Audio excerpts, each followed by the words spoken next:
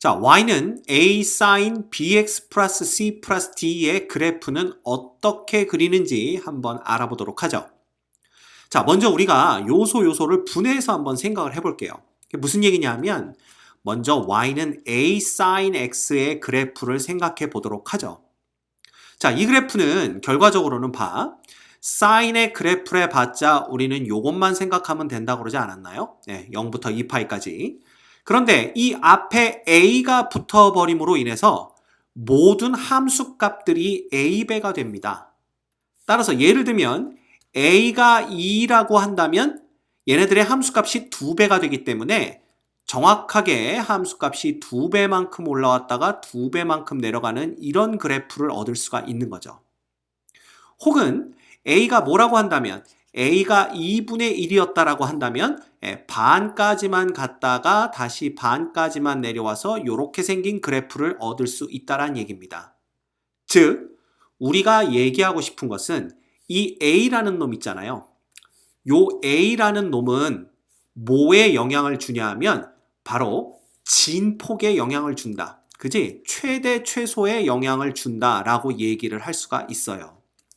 그래서 최대값이 원래 sin x는 1이었는데 a가 붙으면 최대값이 a가 되는 거고, 물론 a가 양수일 때 얘기입니다. 최소값은 마이너스 a가 되는 것을 볼 수가 있겠죠.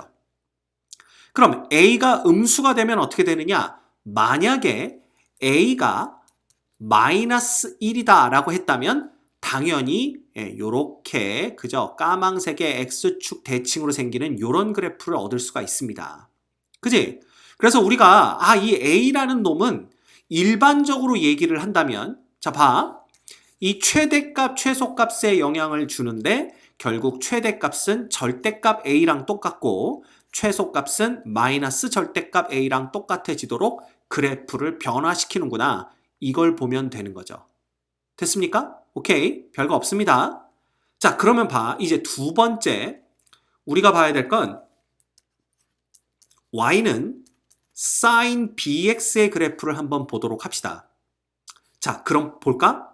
만약에 우리가 sin x의 그래프가 그냥 어떻게 그려지냐 하면 이렇게 그려지죠. 이렇게.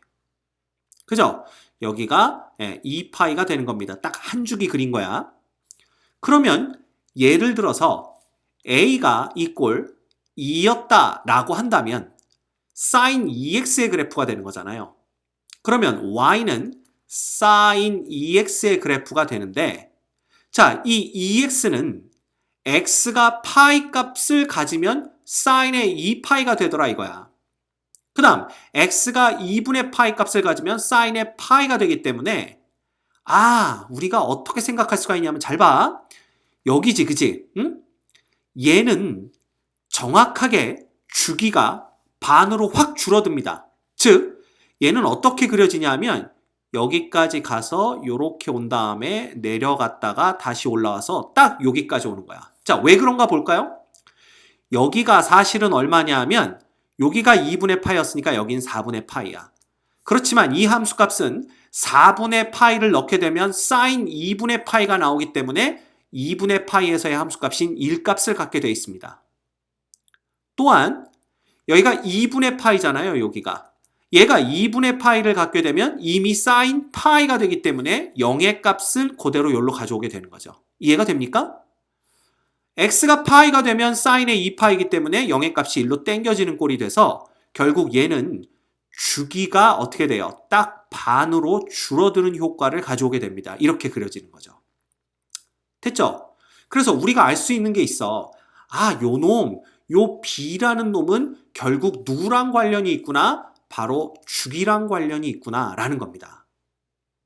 자, 예를 들어서 a가 이꼴 2분의 1이었다라고 해봅시다. 그러면 y는 sin 2분의 x 이렇게 되는 건데 얘는 또 거꾸로 어떻게 되냐면요. x가 2파이를 갖더라도 sin 파이니까 0 되는 거 맞죠? 근데 x가 파이를 가지면 얘는 2분의 파이가 되기 때문에 대충 여기서 1의 값을 갖는다면 얘가 이런 식으로 크게 그려집니다. 즉 주기가 2배로 늘어나는 효과가 있는 거죠. 이해가 되죠? 자, 따라서 우리가 일반적으로 그죠? 요거 선생님이 지금 보니까 B인데 계속 A라고 했네요. 그죠? 예, 요 놈은 바꿉시다, 우리. B가 2일 때 얘기입니다. 그 다음에 요 놈도 바꿔야 되겠네요. 왜 이걸, 그죠? A라고 했을까? B는 2분의 1이면 sin 2분의 X니까 이렇게 되는 겁니다. 따라서 우리가 알 수 있는 건 뭐냐 하면, sin bx, 그죠? y는 equal sin bx의 주기는 얼마가 되냐 하면, 보시다시피 2분의 1이 되면 2배가 되고 2가 되면 2분의 1배로 줄어들기 때문에 요 놈이 뭐구나. 뭐예요? 그 반비례의 관계에 있구나 라는 걸 볼 수가 있고요. 그래서 절대값 b분의 원래 주기 2파이 이렇게 되는 겁니다. 오케이? 이 절대값을 붙이는 이유는 b가 음수가 될 수도 있는데 우리가 주기를 얘기할 때 음으로 얘기하진 않기 때문에 절대값 b를 붙여서 b분의 2파이다 이렇게 얘기를 하는 거예요.